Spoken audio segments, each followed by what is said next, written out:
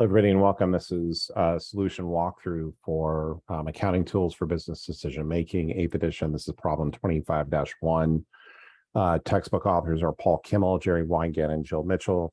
The question used in the presentation is copyright 2022 by John Wiley and Sons. All rights are reserved. This is for educational purposes only. The video may not be distributed or redistributed without the express permission of Wiley. The solution presentation is copyright 2022 by Bennett Tchaikovsky. All rights are reserved. The opinions contained within this presentation are mine and not those of the author of the textbook or of Wiley. So before we say thank you to the bus driver, let's take a look at this one. So the first question we're being asked is, what is the cash payback period for each project? If you want to hear me go into a lengthy discussion about this particular one, go ahead and take a look at exercise 1525-2. I talk about it endlessly. It's really not that, in my opinion, it's not that critical. It's not as important as net present value, but where we are is where we are. So let's go ahead and take a look. When we're doing the cash payback period, though, what we have to go through and do first is we have to essentially look at this, and this is showing us net income. Note that net income is not the same as cash flows. And why is that? Well, when we're calculating net income, we've got sales minus cost of goods sold, and then we're going to have our gross profit. We're then going to subtract SG&A. Now, what's really important is when we're going through and subtracting the SG&A, one of the components of that could be depreciation expense. And depreciation expense, when we record it, we're debiting depreciation expense, and we're going to be crediting accumulated depreciation on the equipment. So what you'll see is that a lot of times when we're looking at cash flow, we're going to have to go through and add back the depreciation expense. And oftentimes, if we go ahead and take a look over here at sec.gov, and I'm going to go ahead and look at the Home Depot. And when we go to the Home Depot and we look at their income statement, one of the things you're going to notice is that they show depreciation and amortization. Let's look at over here. It's, $1.2 billion for the 6 months ended July 31st. Why are they showing that separately? It's because this is a non-cash charge. And when we go to the statement of cash flows, you see depreciation and amortization. They're obviously making some other adjustments here, but it's roughly around the same balance, right? There might be some other parts of depreciation that are captured in other places, but that's kind of where that is coming from. So they might be including some of it in cost of goods sold, but this is where it's being included in SG&A because it is a non-cash item. So when we take this net income for Project Bono, so Bono, excuse me, we're clearly talking about U2, 14,000, 14,000, 14,000, 14,000, and 14,000. So our net income for Bono is going to be 14,000 per year. But what I'm going to need to do is I'm going to need to add back depreciation expense. How is this going to be calculated? Well, it says that depreciation is computed by straight line. What does straight line mean? It's acquisition cost minus salvage value divided by the estimated useful life. My acquisition cost for Project Bono is 160. My salvage value, it tells me here, is 0. And my estimated useful life is going to be 5 years. So if I take 160 divided by 5, I'm going to get 32,000 per year. So our depreciation expense is going to be 32,000. Well, that's too many decimal points.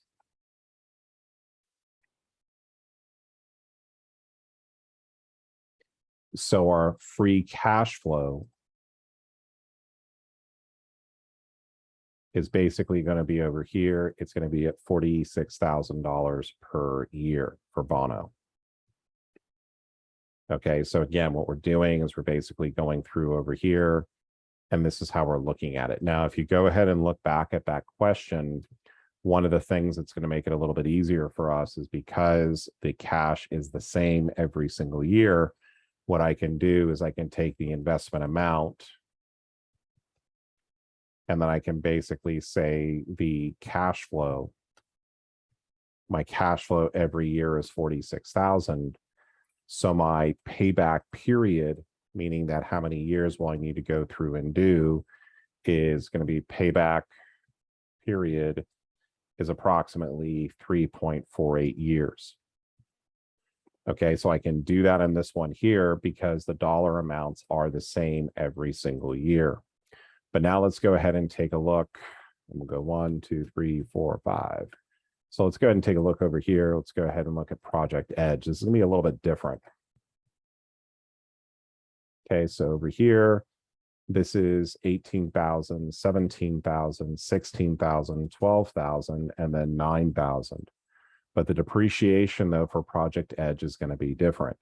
This is going to be 175,000, and this is going to be divided by 5. Remember, salvage acquisition cost, which here it's 175, minus the salvage value, which is 0, divided by 5, which is the useful life. I come up with 35,000 per year. Okay, so over here, my free cash flow from Edge is going to be different every year. So what do I need to do? So what I'm going to go ahead and do, and you saw me do this on the other video. So my annual cash flow is going to be over here, 53, 52, 51, 47, and 44. My cumulative cash flow is going to be 53. By year 2, this is going to be 105. By year 3, this is going to be 156. Now, this is the exciting part. So in this period of time, right over here, now I'm going to be at 203. So right over here, when we're going through and looking at this, so we're basically breaking even at some point in time between years 3 and 4. So if I take 175,000, which is the amount of my initial investment, I subtract 156, I'm basically going to get 19,000. So about 19,000 of the way in, this project broke even. So what I'm going to do is I'm going to take 19,000. I'm going to divide it by 47,000, which was my cash flow during the year. So as a percentage in terms of the year, my payback period is going to be 3.40 years. How did I get that result? Years 1, 2, and 3. And then my goal is, well, I break even in terms of a cash perspective at 175. So the 175 minus 156 is 19. So if the cash flows are occurring evenly throughout the year, then, well, what point in time during year 4 did I go even? It's going to be 19 divided by 47. Okay, let's now look at Project Clayton, which is yet another band member. I think U2 is more famous because they paid their band or their manager a percentage of their earnings, which was kind of cool. Okay. For all of us accountants out here. So we got 27, 23, 21.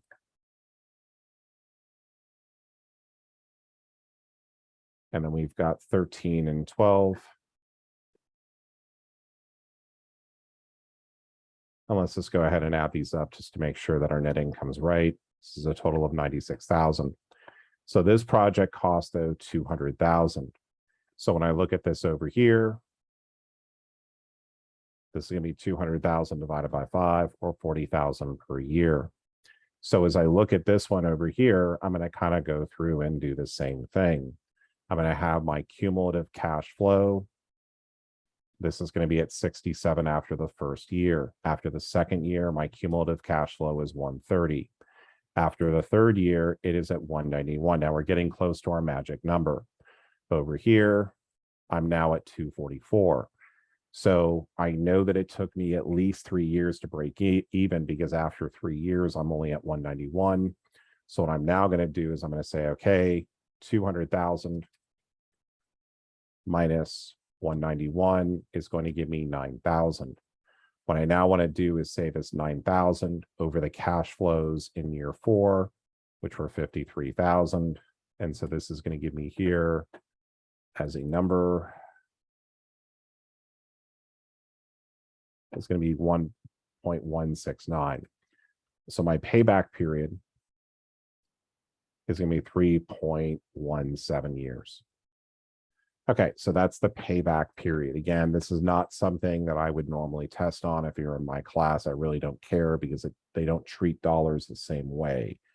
They're treating dollars the same way. And money you're making in year 5 is very different than money you're making in year 1 because you can go through and invest it.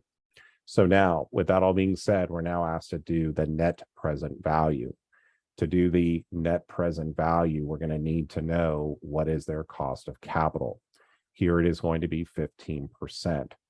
When we do net present value, we need to know a few things. So year 1, and we'll start this with for Bono.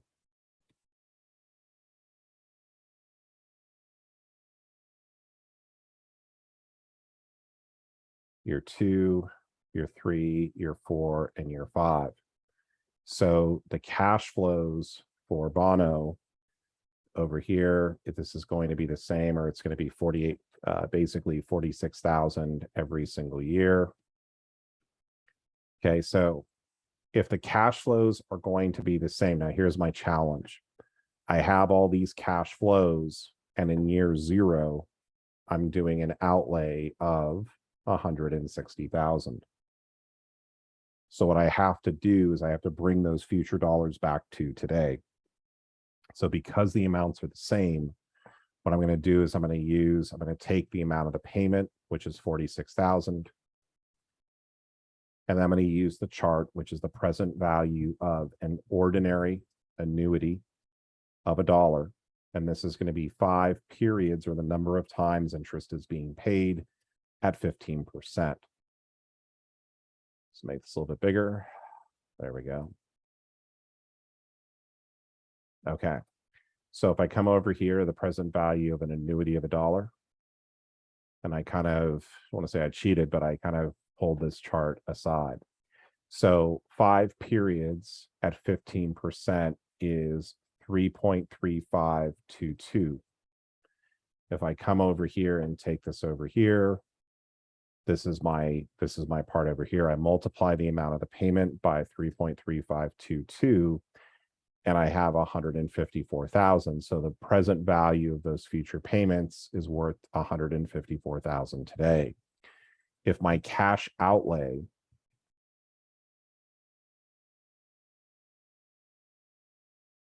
is 160, my net present value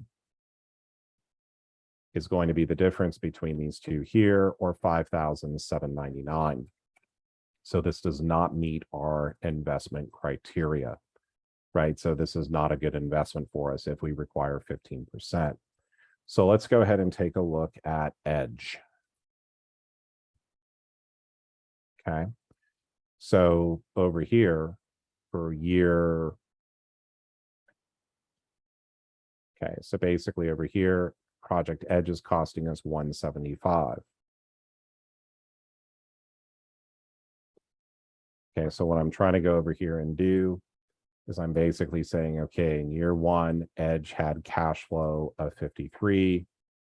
In year 2, 52. Edge in year 3 had 51. In year 4, it had 47. And in year 5, it had 44. So what I have to do now, because the amounts are different, I cannot use this chart. So I'm going to need to go through over here and to go to the present value of $1. And here we go.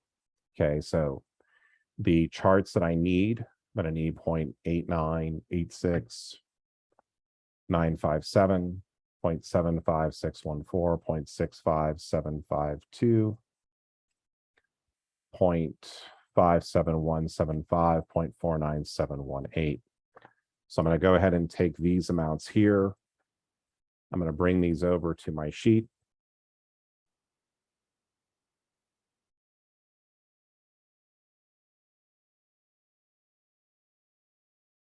Okay. So what I'm trying to do is right over here, I want to essentially make this so it's comparable, right? So I've got the 175. So in order for me to go through and convert this, I take 53 times that 0.86957, take 52 times 0.75614, 51 times 33534, 47 times 0.57175, and then over here, I'm kind of getting this 21,876. So, and again, I've done this on other videos, but I'm just going to show you very quickly. What does this mean? If I take 47,087 and I invest it at 15%, after 1 year, it's worth 53,000. If I take 39,319 today, invest it at 15%, after year 1, it's at 45,217. If I take that amount and multiply it over here, it's now worth 52,000. So this takes care of the compounding for us. Okay. So what we're now going to do is my present value of the future cash flows is essentially going to be the sum of these amounts over here. So this total is going to be 167,688. My initial investment is at 175. So my net present value is going to be at 7,312. So this is actually a worse investment than the one before. Let's go ahead now and finish up over here with Project Clayton.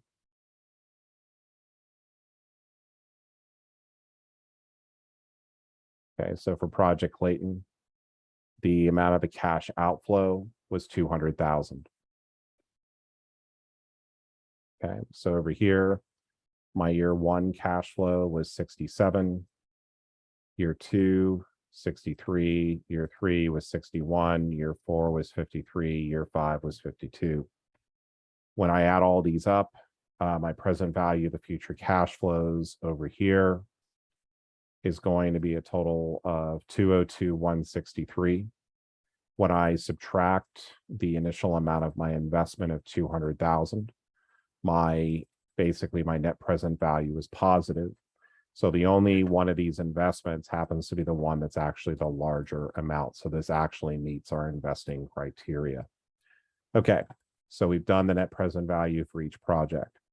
So compute the annual rate of return of each project and just give me a note. Just give me a second. So this one over here, it's not the annual rate of return. It's really referring to the accounting rate of return. So when we're looking at the accounting rate of return, again, this to me is absolutely worthless, but the accounting rate of return is going to be the average annual net income divided by the average annual investment. And so what this is going to be is the average annual investment is basically the beginning book value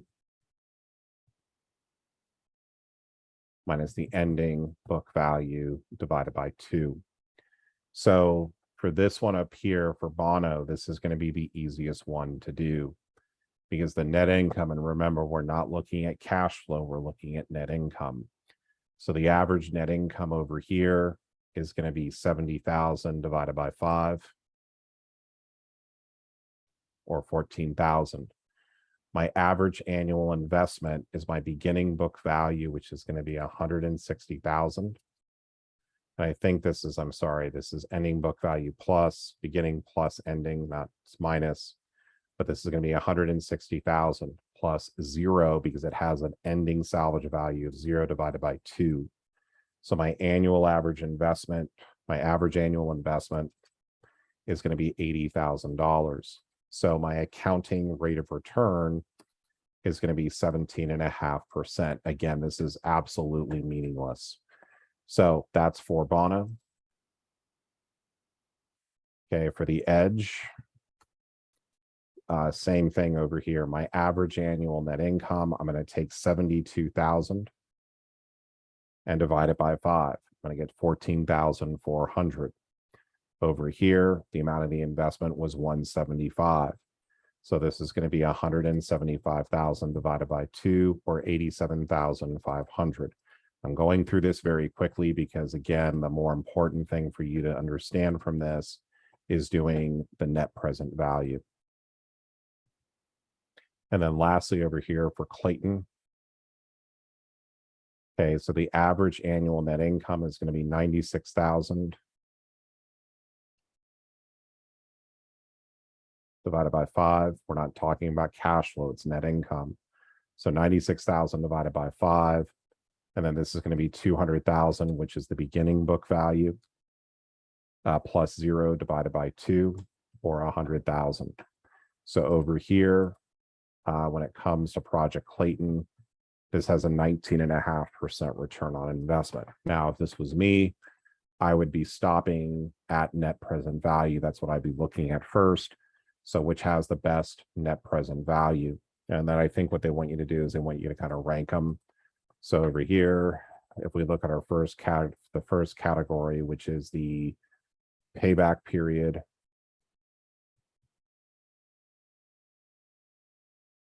this one is net present value. This one over here is accounting rate of return.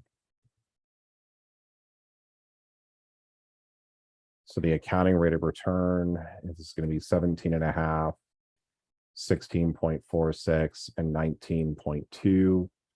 The present value for Clayton is going to be 2,163. The net present value for Edge is a negative amount, and for Bono, it's also a negative amount. The payback period over here for Bono is 3.48.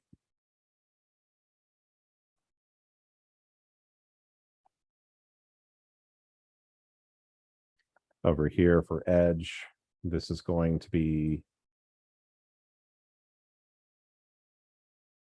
3.4 years. And then for Clayton, this is going to be 3.17 years. Okay, so when we look at this, who's the big winner? Well, Clayton's clearly number one in all three categories because this is paying back the quickest in terms of the payback period. The net present value is the highest, and the accounting rate of return is the greatest. So, but if it were me, this is what I would have you focus on. In my class, this is by far the most important value, which is right over here. Okay, so when you're going through and doing this, just kind of keep this in the back of your mind as you're doing this problem. So thank you for joining me here today. I want to thank the bus driver. We can now do that now. A little Fortnite fun. Thank you, Wiley. Don't forget to like and subscribe. If you'd like to see any other solutions, feel free to ask them for me. I'm free. Unlike Chegg, that'll charge you a lot of money. I generally will answer pretty much anything in intermediate or financial and managerial. You can ask me other questions and I'll do my best, but I like to stay within my own wheelhouse. Have a great day. I'll talk to you on the next video. Have a great one.